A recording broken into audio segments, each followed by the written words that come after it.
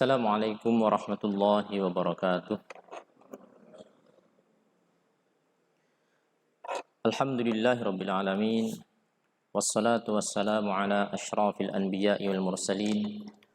Nabiyina Muhammadin wa ala alihi wa ashabihi wa man tabi'ahum bi ihsanin ila yaumiddin. Amma ba'd. Ma'asyiral muslimin dan muslimat dimanapun Anda berada, alhamdulillah kita panjatkan syukur kehadirat Allah Subhanahu wa taala atas nikmat yang Allah berikan kepada kita, nikmat Islam, nikmat iman. Demikian juga kita bisa melanjutkan kembali majelis kita yang insyaallah taala kita akan lanjutkan pada pembahasan yang baru, pembahasan keempat dalam kitab Fikih Sirah. Di dalam pembahasan ini penulis membawakan sekelumit kisah tentang penyusuan Nabi Muhammad sallallahu alaihi wasallam. Dan tentunya hikmah-hikmah yang terkandung di dalamnya. Beliau membuat judul di sini radha'atuhu alaihi salatu wassalam, penyusuan Nabi Muhammad sallallahu alaihi wasallam. Pembahasan atau mabhath yang keempat, Pak. Mabhath yang keempat. Ya. Ada ya? Baik.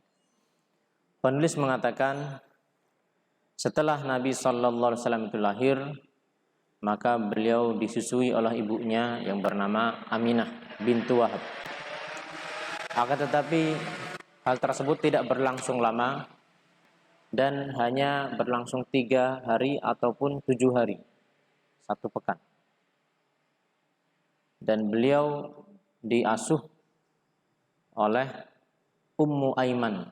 Ummu Aiman itu budak bapaknya.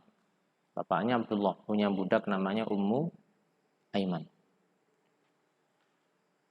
Lantas beliau juga disusui, yaitu Nabi Muhammad SAW juga disusui oleh Suwaibah.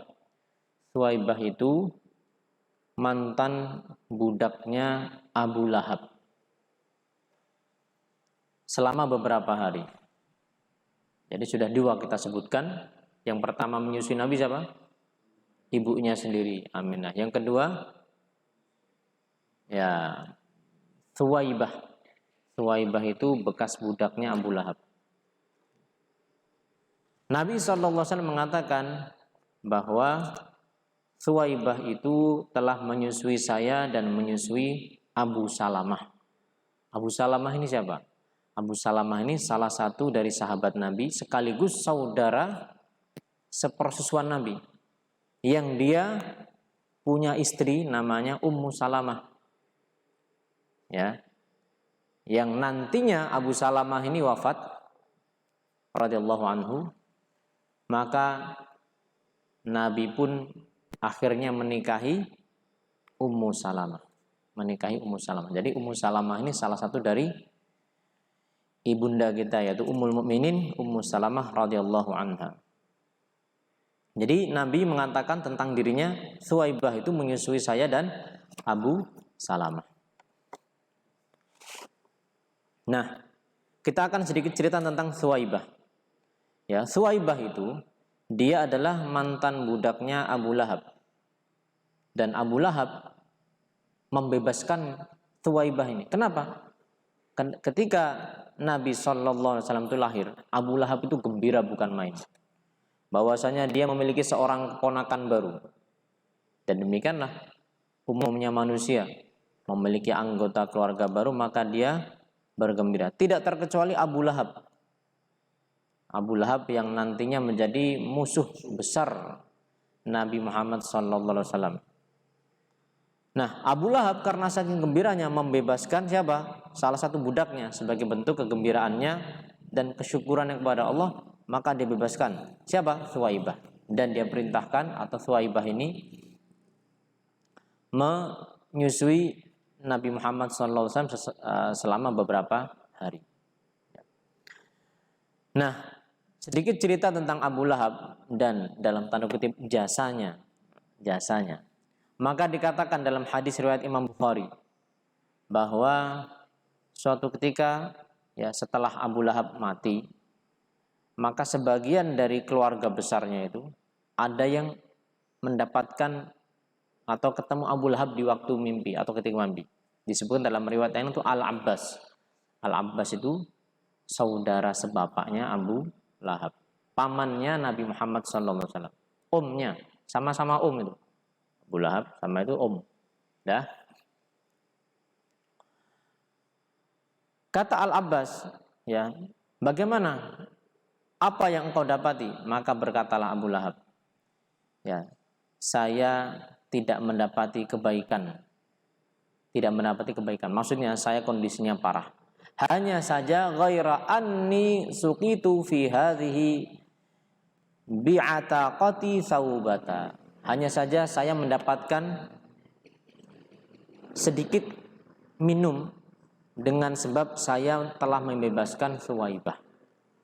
Jadi Abu Lahab itu mendapatkan sedikit minum ya dengan sebab dia telah membebaskan Suwaibah ketika dia bergembira dengan lahirnya Nabi Muhammad SAW.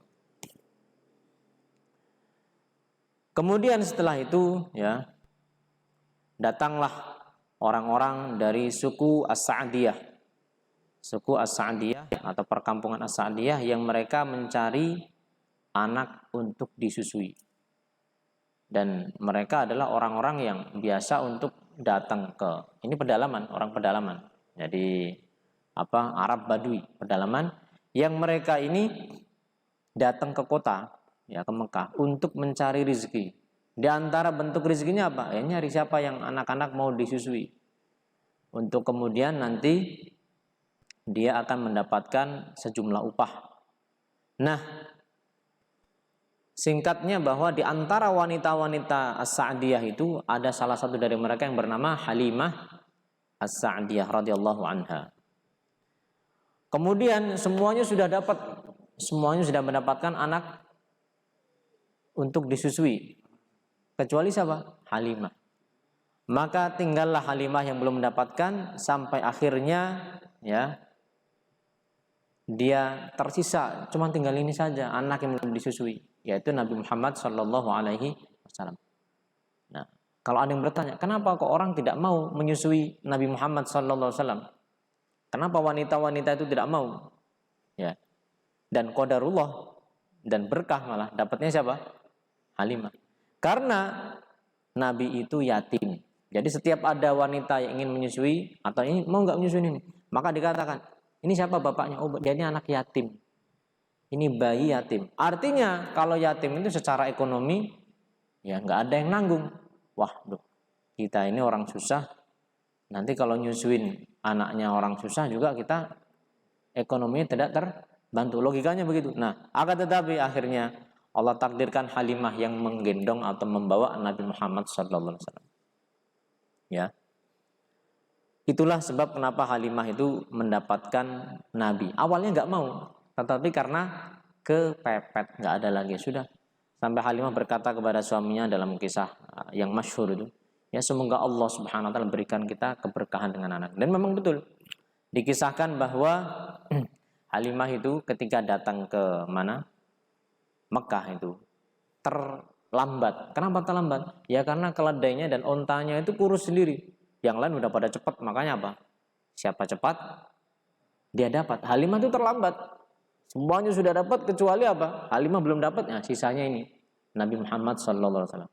Tetapi begitu Halimah radhiyallahu anha itu menggendong Nabi, ya, maka di antara keajaiban-keajaiban yang diceritakan Halimah dalam buku-buku sirah itu, ya, dia menceritakan bahwa dia langsung bisa menyusui menyusui anaknya, dia kan punya anak juga, dan menyusui Nabi SAW. Satu. Yang kedua, ya, ontanya yang tadinya kurus kering itu, maka kemudian puting susunya langsung berisi penuh. Kemudian ketika dia naik keledai, keledainya kan paling terlambat itu. Maka keledainya itu bisa ngacir seolah-olah minum, ya kalau motor itu Pertamax turbo 10.000 per liter. Jadi menyalip apa? Menyalip rombongan yang tadi sudah mendahului dia. Ini Halimah kencang sekali. Ya. Tidak sampai di situ. Ketika kemudian sampai ke perkampungan As-Sa'diyah itu, Halimah mendapati bahwa kambing-kambingnya itu begitu mudah mendapatkan makanan. Di mana ketika mereka menggembala, di situ mesti hijau. Jadi apa? Di mana kambingnya Halimah, di situ tuh jadi banyak rumput. Dan itu dikenal oleh orang-orang sehingga orang-orang mengatakan kalau kamu menggembala, coba lihat kambing-kambingnya Halimah itu di mana. Ikutin saja sudah, pasti di situ hijau. Nah, inilah bentuk keberkahan keberadaan Nabi Sallallahu Alaihi Wasallam di rumahnya Halimah. 2 tahun berlalu, ya kan? 2 tahun berlalu, maka seperti biasa menyusui itu memang 2 tahun. Maka Halimah mengembalikan kepada ibunya ke Mekah. Ya, akan tetapi Halimah ini sebenarnya pengen minta izin ke Mekah untuk kalau boleh nih dibawa lagi. Kalau boleh kami akan bawa kembali. Maka Halimah pun datang dan menemui ibunda Nabi Muhammad SAW yaitu Aminah dan menyampaikan kisah-kisah yang dia alami. Ya, kisah-kisah yang dia alami. Kemudian penulis mulai menyebutkan tentang hikmah-hikmah dari penyusuan Nabi Muhammad SAW. Ya. Nanti insya Allah kita akan tetap. Jadi begini, penulis di sini itu mengambil potret-potret dari kejadian demi kejadian, tetapi tidak semuanya. Termasuk yang tadi kami sebutkan itu di buku aslinya tidak ada. Akan tetapi kami ambilkan di buku-buku sirah untuk menambah kepada kita wawasan serta kecintaan kita kepada Nabi Muhammad SAW. Ini loh, Nabi itu begitu berkah, ya. Nabi kita itu benar-benar berkah. Nah, di antara poin-poin yang penulis bawakan sebagai hikmah atau renungan dari kisah disusuinya Nabi Muhammad SAW. Yang pertama, bahwa penyusuan Nabi Muhammad SAW itu ke pedalaman Mekah itu jauh dari kota, itu dalam rangka diantaranya adalah untuk menjauhkan sang anak yang baru lahir dari wabah. Ya, dari wabah. Dan agar anak tersebut mendapatkan udara pedalaman yang bersih dan juga menyehatkan. Wabil khusus, terkhusus Mekah itu dari sejak zaman dahulu sampai zaman sekarang, ya. Yafidu ilaihal katsiru min jami'i ajnasin nas lil haji waz ziyarah. Dari dulu sampai sekarang itu Mekah itu dikunjungi oleh banyak manusia dari berbagai macam daerah dan juga dari berbagai macam penjuru. Untuk apa? Untuk haji, untuk umrah, untuk berdagang Mekah. Ya. Yang menjadikan hal tersebut rentan untuk membawa wabah. Wah, ini persis seperti kita ini sekarang. Jadi mobilitasnya itu begitu tinggi Mekah itu. Sehingga dikhawatirkan yang ini dari sana nanti bawa sesuatu, entah wabah apa gitu. Nah, Mekah ini menjadi tempat yang kurang kondusif untuk perkembangan anak-anak yang baru lahir. Maka mereka itu ya titipkan di pedalaman. Ini diantara hikmahnya atau sebabnya. Apa yang bisa kita petik dari sini? Yang bisa kita petik dari sini bahwa hendaknya para pendidik kita sebagai orang tua, kita juga berusaha untuk memiliki perhatian terhadap kesehatan putra dan putri kita. Dan disebutkan bahwa mengajak keluarga atau anak, ya khususnya yang masih kecil, ke tempat-tempat yang bersih udaranya, demikian juga yang ya agak jauh dari perkotaan itu banyak memberikan faedah kesehatan bagi perkembangan sang anak tersebut. Karena umumnya anak-anak kota, ya anak-anak kota, dan kita bisa saksikan, mungkin anak-anak kita termasuk salah satu dari yang demikian. Anak-anak kita itu cenderung apa? Rentan kena penyakit. Di mana mereka ini, ya, kata penulis di sini, tadayyaqa bihimul masakin. Rumah-rumah itu begitu berdekatan. Ya kan?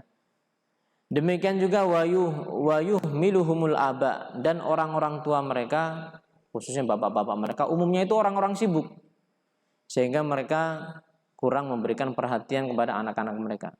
Fala yakhrujuna bihim haitsu tansyarihun nafsu wa yatajaddadul hawa'u wa ta'ishul hayatu ma'hum. Sehingga sekali umumnya mereka ini jarang keluar, ya, mager ke tempat yang sekiranya bisa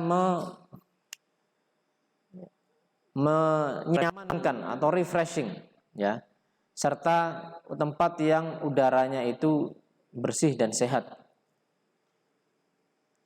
Dan ternyata masalah hal ini atau hal seperti ini ternyata sudah diperhatikan atau disebutkan di dalam makalah-makalah internasional, ya, tentang pentingnya untuk mengajak sesekali anak-anak kita ke tempat-tempat pedalaman maupun gunung maupun lembah, dan itu bisa nafidatun li tafattuhiz dzihni wa dzaka. Riset menunjukkan bahwa hal tersebut bisa membuka atau meningkatkan kecerdasan anak-anak kita. Dan dikisahkan bahwa, ya, terkadang kecintaan seseorang kepada anak itu malah justru membahayakan si anak itu sendiri. Seperti apa kisahnya? Di sini dikutipkan sebuah ungkapan orang Arab yang terkenal, ya, yang kemudian apa? Turun temurun sebagai sebuah ungkapan kecintaan seorang bapak kepada anak itu terkadang membahayakan si anak itu. Ungkapannya seperti apa? Ungkapannya seperti ini. Adarra bina hubbul walid. Telah membahayakan kita semuanya, memudaratkan kita, kecintaan kita kepada al-walid. Ungkapan yang masyhur ini diungkapkan oleh seorang khalifah Bani Umayyah yang bernama Abdul Malik bin Marwan. Abdul Malik bin Marwan ini omnya Umar ibnu Abdul Aziz rahimahullah. Abdul Malik dan Abdul Aziz itu kakak beradik, ya. Nah, Abdul Malik bin Marwan ini khalifah. Dia punya anak, pangeran-pangerannya. Ada yang namanya Sulaiman bin Abdul Malik, nanti jadi raja juga. Ada yang namanya Hisham bin Abdul Malik, jadi raja juga. Ada yang namanya Al-Walid ibn Abdul Malik. Nah, ceritanya Sulaiman bin Abdul Malik ini, Abdul Malik bin Marwan ini begitu mencintai si Al-Walid ini. Saking cintanya, maka dia bedakan dari kakak-kakaknya, dari saudaranya yang lain. Bagaimana berbedanya? Disebutkan bahwa Bani Umayyah, ya, khalifah-khalifah mereka, pembesar-pembesar mereka punya kebiasaan seperti halnya Nabi. Kalau mereka punya anak, pangerannya itu taruh di tempat yang pedalaman sana, biar keras. Biar apa? Biar menjalani kehidupan yang keras. Susah kan pedalaman itu, nomaden, mencari makan susah, ya kan? Harus bergelut dengan kerasnya alam. Ya, itu anak-anak raja itu, pangeran. Tujuannya apa? Supaya anak-anak ini nanti diantaranya menjadi seorang yang pandai berbahasa Arab. Pandai berbahasa Arab. Nah, singkatnya Al-Walid ini bapaknya, yaitu Abdul Malik itu begitu sayang sama Al-Walid, akhirnya dia tidak dikirimkan ke tempat seperti halnya saudara-saudara yang lain. Nah, begitu sudah besar, akhirnya Abdul Malik Al-Walid ini terkenal dengan bahasa Arabnya yang banyak salah. Salah apanya? Salah harokatnya. Karena bahasa Arab itu salah harokat itu maknanya berubah. Apa? Lah iya, soalnya nyampur. Ya kan, nyampur, bukan murni orang Arab yang memang benar-benar ahli bahasa. Kalau ahli bahasa itu orang-orang Badui, itu orang pedalaman. Sampai sekarang masih ada. Dan mereka memang tidak bergaul dengan orang-orang kota pada asalnya, ya. Nah, Demikian sampai akhirnya dikatakan kepada Abdul Maliknya, siapa yang akan Anda tunjuk untuk meneruskan kepemimpinan ini? Ada yang nyeletuk, gimana kalau Al-Walid? Gimana kalau Al-Walid yang Anda begitu sayang?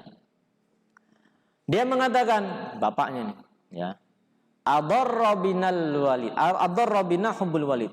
Telah membahayakan kita semuanya, memudaratkan kita semuanya, kecintaan kita kepada Al-Walid. Gara-gara terlalu sayang sama anaknya itu apa? Udah, kamu gini aja yang enak. Kenapa? Sang anak itu tidak bisa bahasa Arab dengan benar. Sehingga ya disebutkan bahwa kata bapaknya sini, orang Arab itu tidak mau dipimpin oleh mereka yang tidak bisa bahasa mereka. Orang Arab itu tidak mau dipimpin oleh orang yang tidak menguasai bahasa mereka. Al-Walid ini dikisahkan banyak sekali lahannya. Ya, dia ngomong gitu kan. Ya, ini agak sedikit bahasa Arab. Dia ngomong, pernah berkata kepada seorang Arab Badui, "Masya anak." Ya, maksudnya dia pengen ngomong, apa kabarmu atau punya masalah apa kendalamu, ya, apa urusanmu, ya, punya urusan apa. Maka orang Arab Badui ini dengan fitrah bahasanya, dia mengatakan, a'udzubillahi min dzalik, saya berlindung kepada Allah dari saya punya hal yang saya tertimpa musibah. Loh, kok begitu jawabnya? Ya, saya bukan maksudnya itu. Nah, terus kemudian diterangkan, kalau kamu pengen bertanya apa urusanmu, apa hajatmu, maka harusnya kamu mengucapkan masya'nuk, cuma dhammah saja. Oh, gitu. Orang Arab Badui menangkapnya, masya'nak itu artinya, ya, apa yang mencelakakan kamu? Oh, saya berlindung pada Allah dari hal-hal yang mencelakakan saya. Ya, saya nggak pengen dong celaka. Saya ini bukan ingin cari celaka. Nah, demikian juga dalam kisah-kisah yang lain, ya.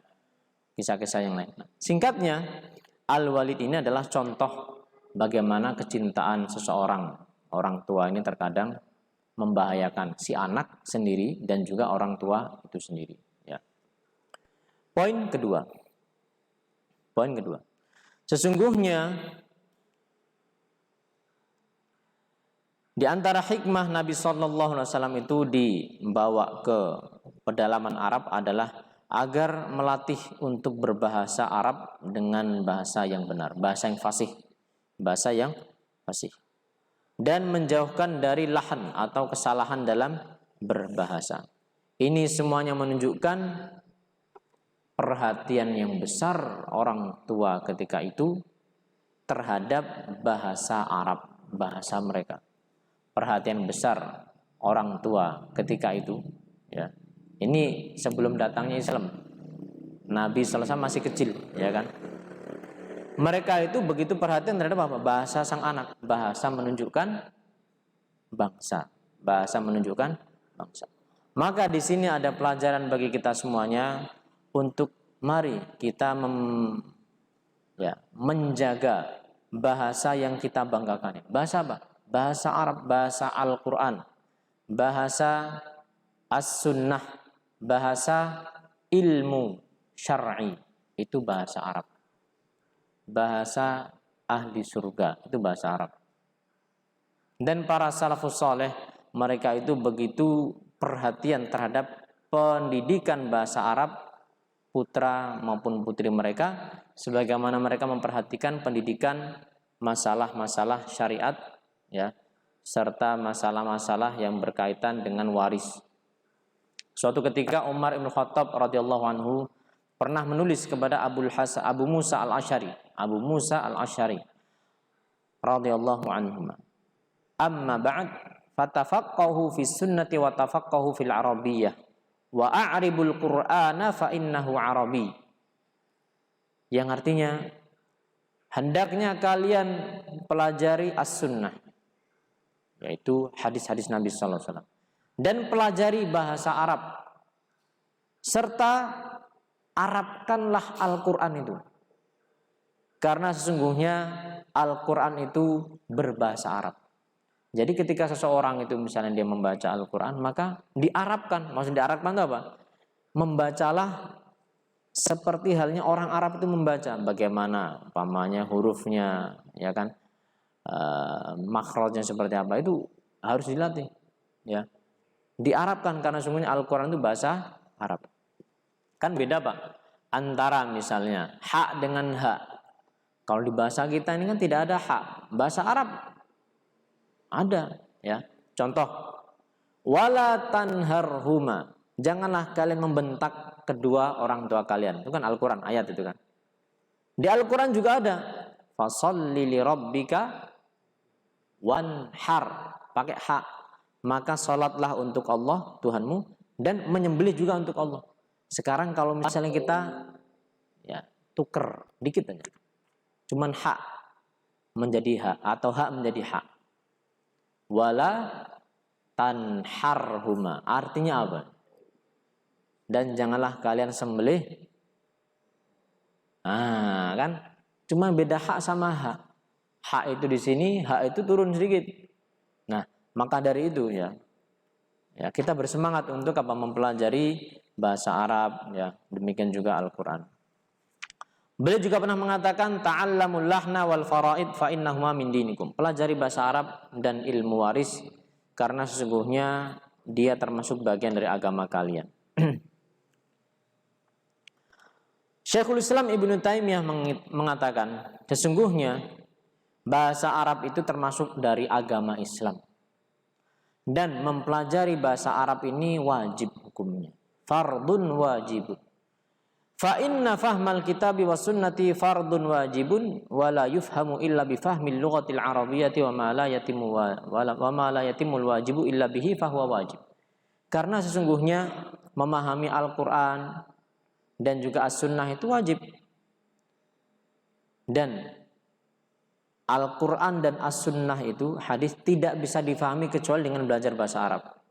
Maka hal yang tidak sempurna kewajiban kecuali dengan hal yang lain, maka hal yang lain menjadi ikut wajib. Hal yang suatu kewajiban itu tidak sempurna, tidak terlaksanakan, melainkan dengan satu kewajiban, melainkan dengan satu hal, maka hal ini menjadi apa? Wajib. Ya tentunya bahasa Arab itu bertingkat-tingkat. Setidaknya ya seseorang itu dia bisa memahami apa yang dia baca ketika sholat. Demikian juga zikir-zikir. Demikian juga doa-doa. Gimana kita berdoa, kita nggak ngerti kita minta apa, ngertinya cuma amin. Pokoknya kita borongkan sama imamnya aja dah. Imamnya amin, amin. Tapi kita nggak ngerti minta apa. Maka dari itu penting. Minimal ketika kita membaca Al-Quran, kita merasakan, kita diingatkan sama Allah Subhanahu wa Ta'ala dengan Al-Quran ini, ya. Diingatkan dalam banyak ayat. Fa'amma bini'mati rabbika fahadits. Adapun nikmat-nikmat Tuhanmu maka sampaikanlah, nampakkanlah. Nah, yang seperti ini itu menggugah seseorang untuk mentadabburi kemudian mengamalkan. Kalau mentadabburi saja tidak, ya bagaimana mau mengamalkan? Akhirnya cuma apa? Cuma dibaca saja, dibaca. Maka ini kurang memberikan manfaat. Al-Quran yang hanya dibaca tanpa kemudian apa?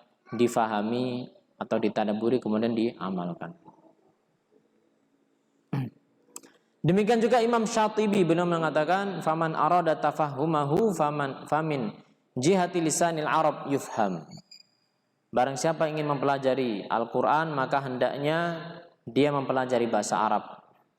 Wala sabila ila ta'ila tatallubi fahmihi min ghairi hadhil jihah. Tidak ada jalan untuk seseorang itu memahami Al-Quran melainkan dengan bahasa Arab. Beliau juga mengatakan bahwasanya syariat ini datang dalam bentuk bahasa Arab. Ya. Apabila syariat ini tidak difahami kecuali dengan mempelajari bahasa Arab, maka mempelajari bahasa Arab pun menjadi hal yang wajib. Bahasa Arab dan syariat ini adalah dua sisi mata uang yang tidak terpisahkan. Maka dari itu, ma'asyiral muslimin rahimani wa rahimakumullahu jami'an. Sesungguhnya ya musuh-musuh Islam itu mereka memiliki prioritas dan fokus dalam menjauhkan kaum muslimin dari agamanya. Disebutkan bahwa ada 3, di sini beliau mengutip 3. Ada 3 hal yang musuh-musuh Islam itu begitu fokus untuk menjauhkan kaum muslimin dari 3 hal ini. Yang pertama adalah dari Al-Quran. Dari apa? Al-Quran, kitab suci. Ya, kitab suci kita. Kemudian yang kedua, wal Ka'batul Musyarrafah, menjauhkan dari Ka'bah. Kemudian yang ketiga, menjauhkan dari bahasa Arab. Menjauhkan dari bahasa Arab. Nah, gimana bentuk menjauhkan dari Al-Quran? Ya sekarang kita lihat, ya begitu banyak kaum muslimin, kaum muslimat yang sangat kita sayangkan, itu belum bisa membaca Al-Quran.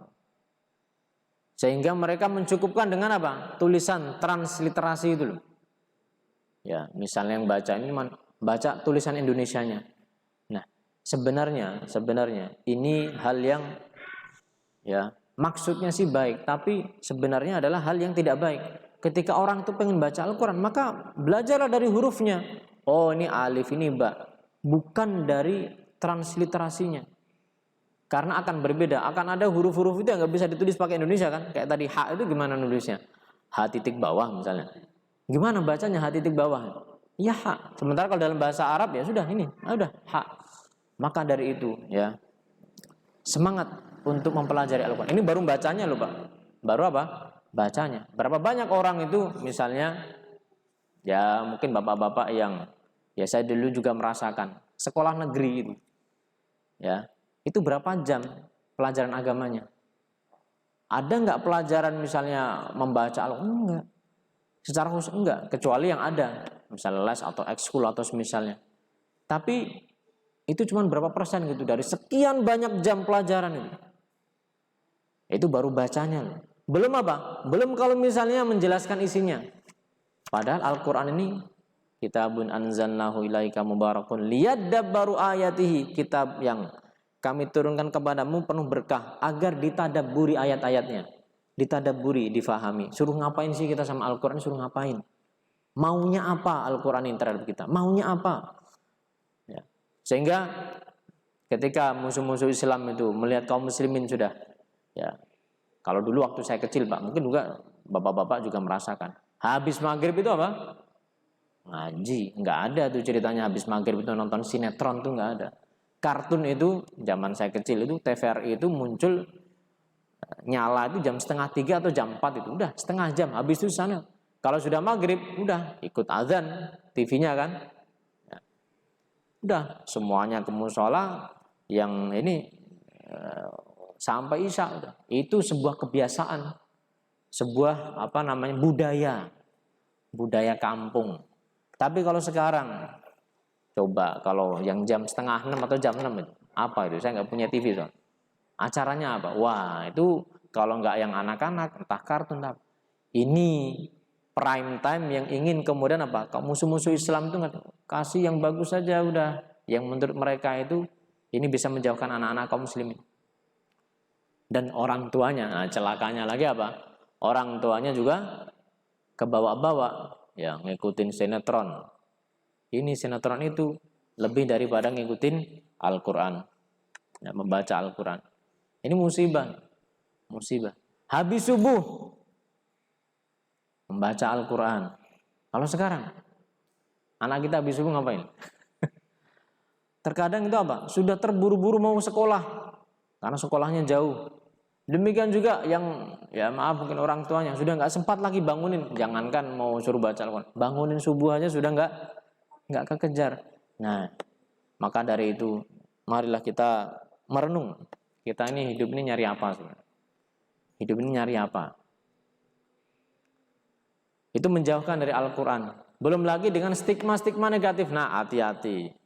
Hati-hati. Ini apa belajar Al-Quran ntar kamu jadi radikal.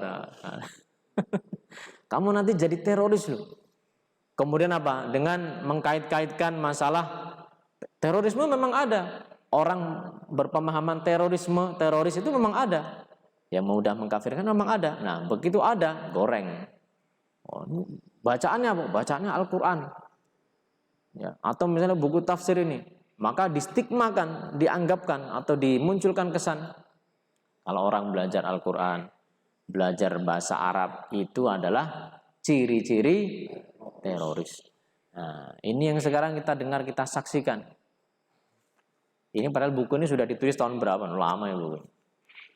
Lama. Sekarang kita lihat, ya kan? Oh, seperti itu caranya. Ya. Nas'alullah as-salamah wal afiyah.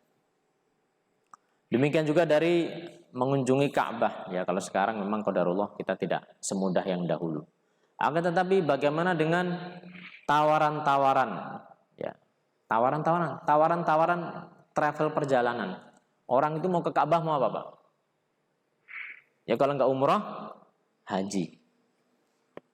Maka diadakanlah tawaran-tawaran. Ya, sekali lagi kalau ini bukan dari penulis, tetapi apa? Ini sudut pandang kami pribadi dan itu bisa benar bisa salah. Tawaran-tawaran perjalanan, umrah mampir Eropa, umrah mampir, untung nggak mampir Vatikan. Ya. Umrah mampir ke tempat-tempat yang notabene ini umrah mau umrah apa jalan-jalan? Ya umrah sambil jalan-jalannya. Banyakan jalan-jalan, banyakan umrahnya.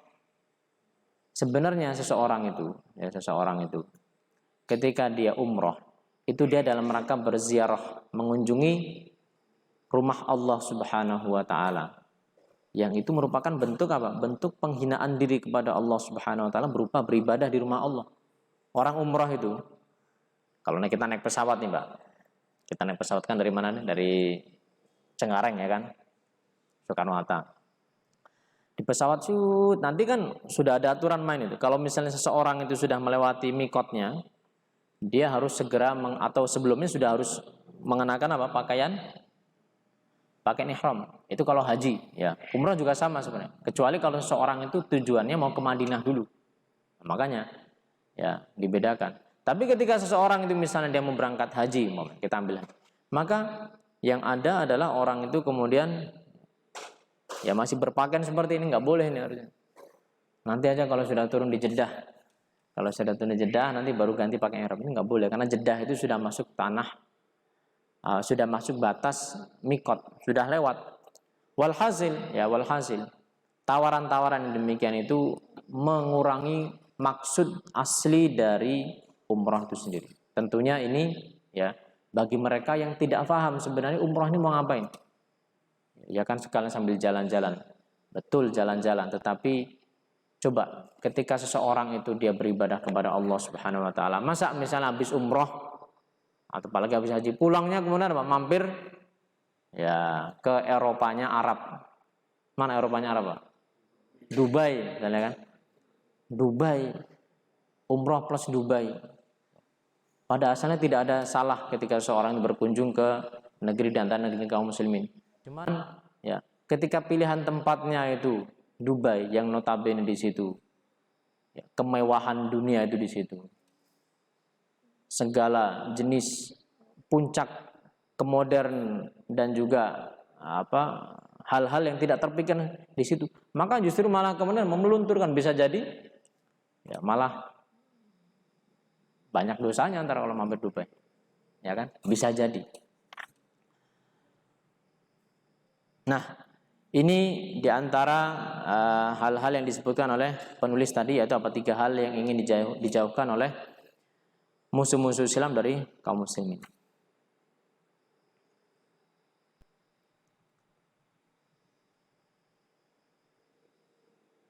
Nah, kemudian saya sedikit meringkas saja ini, ya. Penulis di sini banyak berbicara tentang masalah bahasa Arab, ya, dan juga pengalaman beliau ketika berkunjung ke negeri-negeri yang notabene di situ ada orang-orang Arab, negeri Amerika, negeri Inggris, Brazil, di situ ada orang-orang Arab. Akan tetapi orang Arab yang tidak ngerti bahasa Arab. Di kita mungkin ada juga, ya kan? Mungkin ada juga. Mereka orang yang misalnya di satu daerah mereka ini ya masih keturunan Arab tetapi tidak kenal bahasa Arab, bahkan tidak kenal Al-Quran, suruh baca Al-Quran nggak bisa, banyak. Itu satu hal yang menyedihkan sebenarnya, menyedihkan. Oleh karenanya sampai beliau mengatakan walidzalika famin mas'uliyatil ab wa minal amanah. Oleh karenanya termasuk tanggung jawab seorang ayah dan amanah yang Allah letakkan di pundak para ayah agar mereka menjaga untuk anak mereka ini bahasa Arab. Bahasa Arab itu harus diajarkan. Kita ini kaum muslimin, ada Al-Quran, ada hadis Nabi, maka kita mempelajari dan mengajarkan bahasa Arab kepada anak-anak kita. Itulah bagian tanggung jawab kita. Demikian juga mereka mengajarkan bahasa itu sebagaimana mereka mengajarkan Al-Quran. Ya, karena bahasa ini akan menjadi jembatan yang lempang untuk menghantarkan mereka mencintai agamanya. Mencintai agamanya. Maka dari itu, ya seperti yang sekarang kita dapati, bagaimana orang-orang kafir, mereka berusaha dengan segenap cara untuk menjauhkan dari yang namanya bahasa Arab. Padahal sebenarnya tidak bisa terpisahkan. Entah dengan sebutan teroris atau dengan tuduhan-tuduhan yang tidak berdasar yang lain. Sejatinya bahasa kita ini, bahasa Indonesia pun itu berhutang dengan bahasa Arab. Kenapa? Ya banyak kata-kata itu yang tidak ada, bahkan kita tidak ucapkan. Kita menyebut rakyat itu aslinya bahasa apa? Bahasa Arab. Kita menyebut dewan itu apa? Dewan itu bahasa Arab. Wakil itu bahasa Arab. Coba, ya, bahasa Indonesia itu banyak berhutang dari bahasa Arab. Bahkan kata miskin saja itu dari bahasa apa? Dari bahasa Arab. Untuk menggambarkan orang nggak punya apa-apa, kita menyebut orang miskin. Itu bahasa Arab. Maka dari itu, ya, dan memang bahasa Arab adalah bahasa yang terkaya dan itu diakui. Bahasa terkaya secara kosakata, secara istilah dan luar biasa. Tidur saja itu ada 7 atau 8 macam tidur itu. Ya, bahasa Arab. Saya kemarin melihat. Jadi namanya tidur dalam bahasa Arab itu ada namanya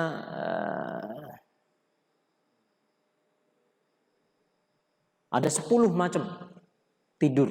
Kalau kita ngomongnya apa? Tidur. Kalau bahasa Arab ada nu'as, yaitu apa? Orang sudah mulai ngantuk-ngantuk tidur. Ada lagi yang namanya al-wasan atau al-wisnu atau al-wasanu. Saya nggak tahu ini tulisannya. Karena kamus bahasa Arab. Yaitu apa? Ngantuk yang sudah sampai hampir tidur. Demikian juga ada yang tidurnya itu masih tidur ayam. Tidur ayam. Ada lagi yang tidurnya itu dia tidur tapi dengar. Ada lagi yang tidurnya itu tidur ringan. Ada lagi yang tidurnya tidur nyenyak. Ada lagi yang tidurnya adalah tidur yang benar-benar kalau di bahasa kita ini ada istilah semuanya. Ada at-tasbih, al-huju', al-arruqat, at-tahajud. Itu beda-beda maknanya. Mukul juga sama, memukul. Mukul begini dengan mukul begini, ini bahasa beda. Mukul tangan begini sama begini itu beda lagi bahasanya. Bahasa Arab itu seperti itu. Tangan saja ini, ya. Kalau kita nyebutin pergelangan kan. Orang Arab itu punya istilah untuk ini apa ini? Sama ini juga ada. Yad itu bahasa Arab tangan ya kan. Sementara orang Arab itu punya istilah untuk ini sendiri, dari sini ke sini sendiri, dari sini ke sini sendiri, sini ke sini sendiri. Itu bahasa Arab. Bagian wajah itu bagian yang ini kan mata nih Pak. Ujung mata ini ada namanya nih. Apa namanya? Terus ujung alis itu ada namanya. Terus nanti bagian yang kalau orang itu misalnya mengernyitkan dahi sini ada namanya itu sih. Itu bahasa Arab. Ya. Kambing saja itu macam-macam. Nah, ini menunjukkan begitu kayanya bahasa Arab. Kita berhenti pada poin kedua karena sudah azan. Yang kesimpulannya bahwa mari ya kita berusaha untuk meneladani Nabi Muhammad SAW dengan perhatian kita kepada bahasa Arab. Kalau dahulu orang-orang menaruh anak-anak mereka ke pedalaman dalam rangka untuk supaya menjaga, tapi bukan dalam rangka agama. Tapi kalau kita punya anak-anak, kita bayangkan anak kita itu 20-30 tahun mendatang. Gimana kalau anak kita itu nggak bisa baca Al-Quran? Bagaimana kalau mereka tidak kenal bahasa Arab yang setidaknya bisa menjadikan mereka itu bisa merenungi bacaan sholat mereka, atau zikir, atau ketika minta kepada Allah Subhanahu wa ta'ala. Tidakkah kita ingat ungkapan tadi itu? Adarra bina hubbul walid. Ternyata kecintaan kita kepada al-walid ini telah mencelakakan kita semuanya. Ya. Jadi kalau kita sayang pada anak kita, memang terkadang kita harus memberikan stressing, penekanan, supaya mereka ini belajar. Nanti kalau sudah besar, mereka akan berterima kasih kepada kita. Alhamdulillah, jazakumullah khairan. Ayah, ibu, abi, umi. Dahulu kakak atau adik itu apa? Itu diarahkan untuk belajar. Meskipun pasti pahit. Namanya belajar itu pahit. Nabi itu, nanti belum datang kisahnya. Ketika pertama kali mendapatkan wahyu, diapakan sama malaikat Jibril? Langsung dapat begitu? Enggak. Iqra, baca. Nabi mengatakan, ma'ana biqari. Sama malaikat Jibril dikekep. Dipeluk, dikekep gitu sampai susah nafas. Oh, baca. Nah, di antara hikmahnya apa? Orang belajar itu memang susah. Belajar itu memang membutuhkan apa? Pengorbanan, butuh air mata. Kalau belajar itu semuanya enak, ya semua orang pinter. Ya, tapi belajar itu memang seperti itu. Tapi nanti hasilnya, sebenarnya banyak kisah-kisah seperti ini. Bahwasanya ya kayak misalnya tadi Sulaiman bin Abil Malik, dan ini akhir kajian kita insyaallah. Sulaiman bin Abil Malik ini khalifah kan, punya 2 anak. Ya, dia kan nanti jadi khalifah. Dia punya anak 2. Saya lupa namanya. Dia ini pengen bertanya tentang masalah agama. Dia cari orang alim di zamannya atau di negerinya. Ketika itu dia ke Mekah, maka bertemulah dengan Atha bin Abi Robah. Atha ini muridnya sahabat Ibn Abbas. Siapa itu Atha? Atha itu seseorang yang enggak punya tampang. Ya, tampangnya itu bukan tampang yang menawan. 1, mantan budak. Orangnya orang Ethiopia, hitam, rambutnya keriting, hidungnya pesek, bibirnya gede. Tapi ulama. Ya, Sulaiman bin Abil Malik punya satu permasalahan, ya kan kalau dulu nggak bisa tanya WA, nggak bisa tanya ustadz, nggak bisa. Dia harus datang pada alim. Semuanya menunjukkan itu ke Atha, Imam Atha bin Abi Robah. Maka Atha bin Abi Robah itu, ya, ketika tahu ada Sulaiman bin Abil Malik, maka dia hanya duduk di kursinya, ya, dengan wibawa itu. Sulaiman itu khalifah, datang. Kalau orang Jawa itu munduk itu apa ya? Apa bahasanya? Jadi sikapnya itu sopan gitu. Itu khalifah. Dah. Dia ngajak 2 anaknya. Kemudian Atha itu, ya, tanpa menoleh kepada ini. Ketika dia sedang selesai menyampaikan pelajarannya, ya, ada urusan apa? Ini ngajak ngomong khalifah itu enggak diajak ngomong, ada urusan apa Pak? Silakan. Oh, enggak. Ada urusan apa? Kemudian Sulaiman mengutarakan permasalahan. Saya punya masalah ini 1 2 3 4. Dijawab sama Atha. Jawabnya itu enggak pakai ngelihat. Ini begini. Karena para ulama salaf itu dahulu mereka berhati-hati untuk dekat-dekat dengan penguasa. Kalau mereka begitu dekat dengan penguasa, khawatirnya nanti apa? Agamanya tergadai, ya. Tergadai. Itu para ulama salafus saleh begitu sikap mereka kepada penguasa. Bukan artinya merendahkan, bukan.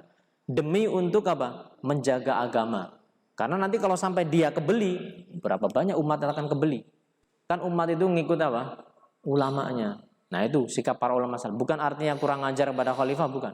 Tapi untuk kemaslahatan yang besar. Makanya mereka kalau memberikan nasihat pada khalifah itu, ngasih nasihat diikutin. Kenapa? Ya mereka nggak cari apa-apa. Tidak ada udang di balik bakwan. Nah, singkatnya Sulaiman itu kemudian apa? Keluar dengan sopan sekali dari tempatnya Atha. Maka kemudian Sulaiman bilang kepada anaknya yang 2, "Nak, belajar kamu. Belajar demi Allah, bapakmu ini khalifah. Dan bapakmu ini nggak akan lupa kejadian hari ini. Bagaimana kita ini harus bertanya dengan seorang mantan budak yang memang Allah angkat dia dengan sebab ilmunya, dengan sikap yang seperti itu, ya, nggak dilihat sama sekali dan dijawab." Dan Sulaiman mengatakan demikian karena apa? Karena memang dia merasa dia nggak tahu, ya, dia tidak tahu. Semoga Allah SWT berikan kepada saya dan juga jamaah sekalian taufik untuk menjadi orang yang bisa mempelajari dan semangat mempelajari Al-Quran maupun bahasa Arab. Kita tutup dengan doa kafaratul majlis. Subhanakallahumma bihamdika asyhadu an la ilaha illa anta astaghfiruka wa atubu ilaik. Assalamualaikum warahmatullahi wabarakatuh.